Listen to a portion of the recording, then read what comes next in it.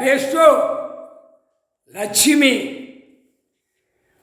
உலகமே அந்த காகித பேப்பரை ஐயா சுருட்டிட்டாரு. சனியை பிடிச்சி ஆட்டுதான். இப்போ ஆட்டுவான், ரொம்ப ஆட்டுவான்.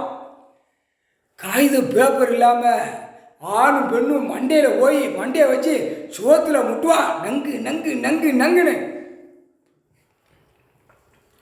காகித பேப்பர் இல்லைன்னா எந்த குடும்பத்தை அழிக்கணும், எந்த குடும்பத்தை குளோஸ் பண்ணணும், எந்த குடும்பத்தை ரோட்டில் போட்டு அரசியல்வாதியை வெட்டணும் குத்தணும்னு ஓடுவான். நீ அடித்த பேப்பரை உனக்கே அந்த வினைய 8 நாட்டு சனீஸ்வரி விட்டு ஆட்டி எடுப்பான். டெல்லி டோ வெளிநாடு வரைக்கும் இப்போ ஒரு நாடு தான் போஞ்சிருக்கு. அடுத்த நாடு ஒன்று புகையும் பார். அடுத்த நாடு ஒன்று புகையும். ஒவ்வொரு நாடும் புகைஞ்சி போகையில் டெல்லியில் இருக்கிறவனுக்கு வயிற்ற கலக்கும் ஓடுவா ஓட்டம் மீதியாக இருக்குன்னு சொல்லிட்டார். பட்ஜெட் போட்டுக்கிட்டு இருக்காரு, கணக்கு பட்டியல் போட்டுக்கிட்டு இருக்காரு, நீதிமன்றத்துக்கு கணக்கை கொடுத்துக்கிட்டு இருக்காரு. புரியா? உலகத்தில் உள்ள கணக்கை பூரா எடுத்துக்கிட்டு இருக்காரு. நீ ஆடாத ஆட்டம் ஆடிக்கொண்டே இருக்கான். ஆணும் பெண்ணும் இன்னும் ஆட்டம். டெல்லி டு தமிழ்நாடு வரைக்கும் ரெக்கைய விரிச்சு ஆடுதான். 2 கை ரெக்கைய கணக்கு போடுறோம்னு ஒரு கேனத்தனமாக ஓடுதுன்னு நீ நினைக்க.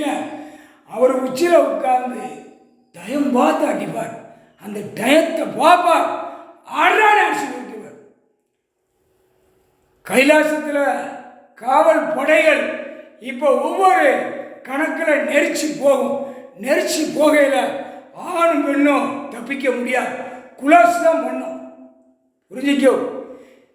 ஒன்று செத்து மடிஞ்சு போகிறது கூட இப்போ ஏறிச்சம சேட்டை அது பூரா இப்போ களை எடுக்கும். உள்ள வேலை பார்க்குறவங்க கைலாசத்தில் ஆரம்பத்தில் வேலை பார்த்த இப்போ கணக்கு புது கணக்கிலேருந்து இப்போ கொடுக்காரு. எல்லா படைகளுக்கும் வேலை கொடுக்காரு.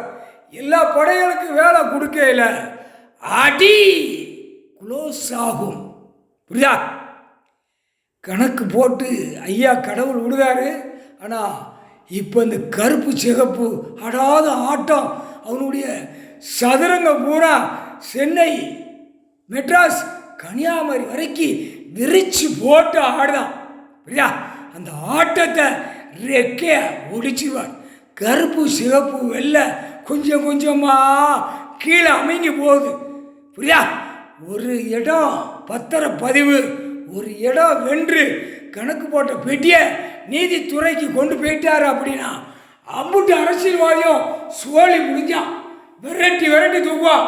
கவர்மெண்ட் வேலை பார்க்குறவன உள்ளே மாட்டி கிடப்பான். ஆயிரக்கணக்கான கோடிக்கணக்கான மில்லு தொழிற்சாலை நடத்துகிறவன் அவனும் உள்ளே மாட்டி கிடப்பான். புட்டிச்சு தூக்கையில் ஆட்டி எப்படி விழுதுன்னு பார். உங்கள் சத்தியம்.